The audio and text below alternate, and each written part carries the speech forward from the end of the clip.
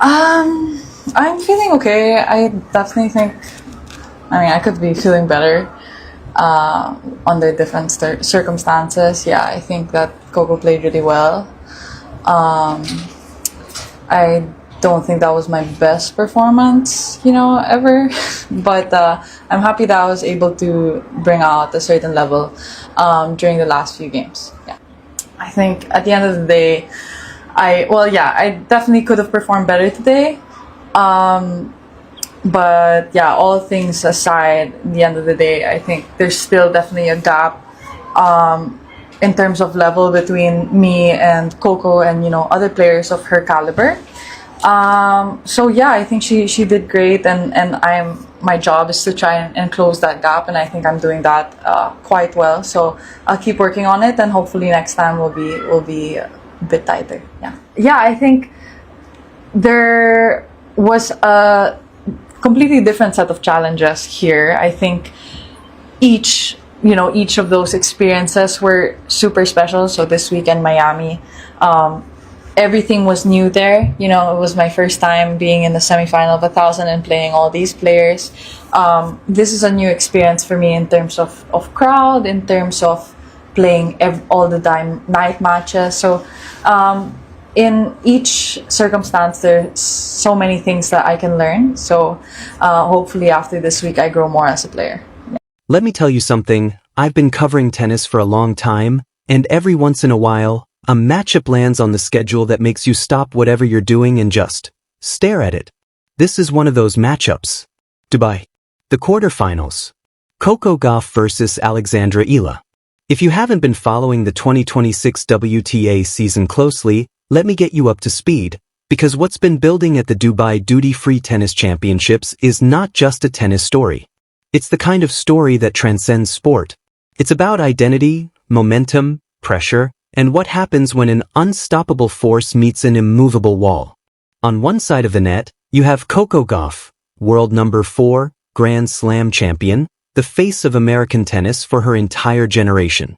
On the other, a 20-year-old from the Philippines named Alexandra Eala, ranked 47th in the world, who has spent this entire week making the tennis establishment deeply uncomfortable. So let's talk about how both women got here, because the contrast couldn't be more dramatic. Gauff's road, surviving the storm. Coco Gauff did not cruise into this quarterfinal. She clawed her way in. Her previous match against Belgian veteran Elise Mertens was, frankly, one of the most nerve-shredding things you'll watch all year. She dropped the first set. She fell into a match-point situation, not once, not twice, but 3 separate times. 3 times she looked elimination in the face, and 3 times she said no. She eventually won 2-6, 7-6, 6-3 in 2 hours and 18 minutes, but the manner of the victory set off alarm bells everywhere. 16 double faults. 16. In a WTA 1000 match. That's the kind of number that makes coaches go quiet and fans go pale. Her serve, a weapon on her best days, completely abandoned her.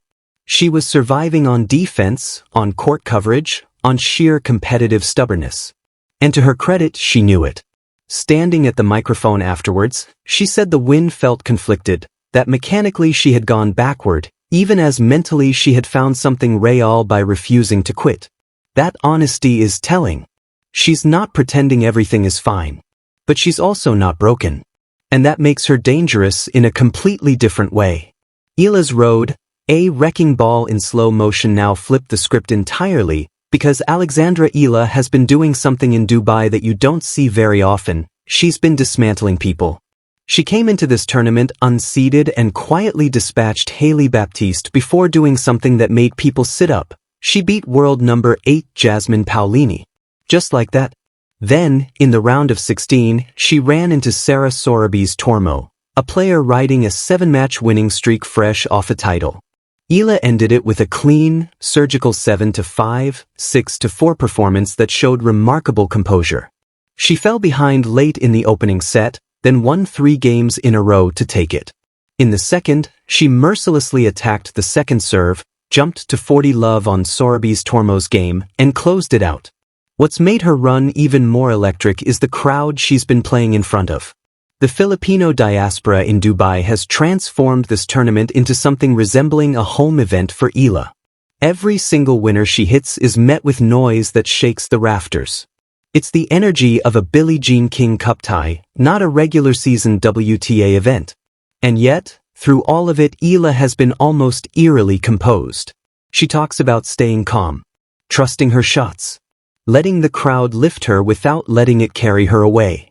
For a 20-year-old navigating this for the first time, that's not a small thing. That's actually extraordinary. The friendship behind the battle here's the layer of this story that makes it genuinely compelling beyond tactics and rankings. These two actually like each other. Just last year at the Italian Open, Gauff and Eala paired up as doubles partners and made a run to the quarterfinals together. They know each other's games from the inside out. Eala has spoken warmly about Gauff in the press this week, describing her as a role model despite being only a year older. And Gauff, after her grueling win over Mertens, took the court microphone and apologized to the crowd for running late, fully aware that most of the stadium was there to watch Eala play the next match.